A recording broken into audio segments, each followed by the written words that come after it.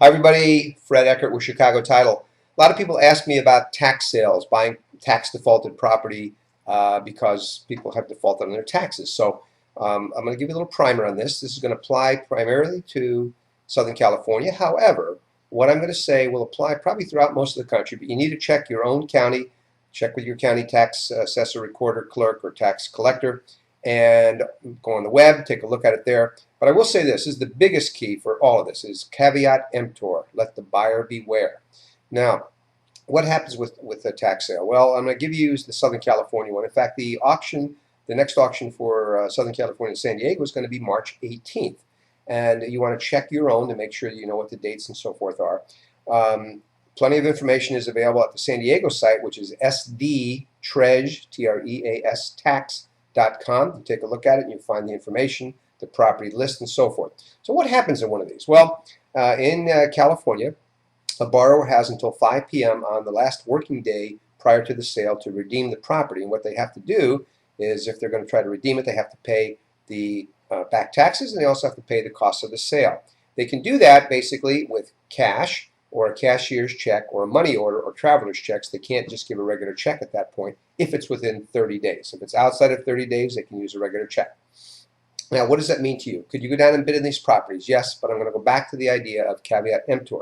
Take a careful look, whatever state you're in, whatever county you're in, take a look at the property. Here's where a title company like ours can help. We can give you a plat map. We can give you comps. We can give you the current vesting deed. We can look for any recorded easements. That's probably about the limit. We can look for if there's any other taxes that might be owing, such as Mello-Roos. Now, here's the key. Easements are important because there might be easements that prohibit you from using the property. The property may be dedicated to some other purpose, like for a street or road widening or something. You want to make sure of that. You're going to want to make sure that there's not other taxing agencies who have agreed maybe to the sale but are not agreeing to take a loss on theirs. So you want to make sure that you know if there's other taxes owing. Mello-Roos comes to, for example, in California we have Mello-Roos, might be a possibility in other parts of the country also. So take a look at all of that. So can you bid on the property? Yes. What happens when you get the property? Will title insure that?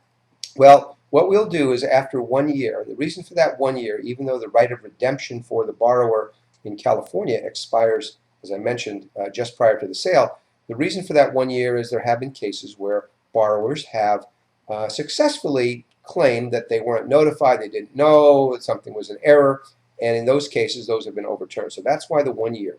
Now, will we insure at that point? We'll take a look at the property. We'll evaluate it, and if it can be insured, we will insure it at that point. So what you want to remember is that that's not something you necessarily have to have an escrow for. You just would contact us and say, I have this property, I bought it at this tax sale, it's been a year, I'd like to get it insured.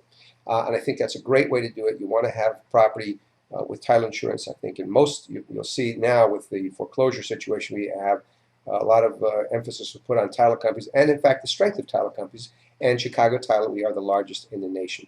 So are there other things that you might want to know about? Yes, depending on where you're going to be bidding, you're going to have to register. You're going to have be able to pay for the property at the time of sale. In San Diego, in fact, if it's over $5,000, you can have basically an agreement with the county that says you'll pay a minimum amount and then pay the rest later on. So you can have that agreement with them. But you want to check for your own particular county, wherever that is, check that.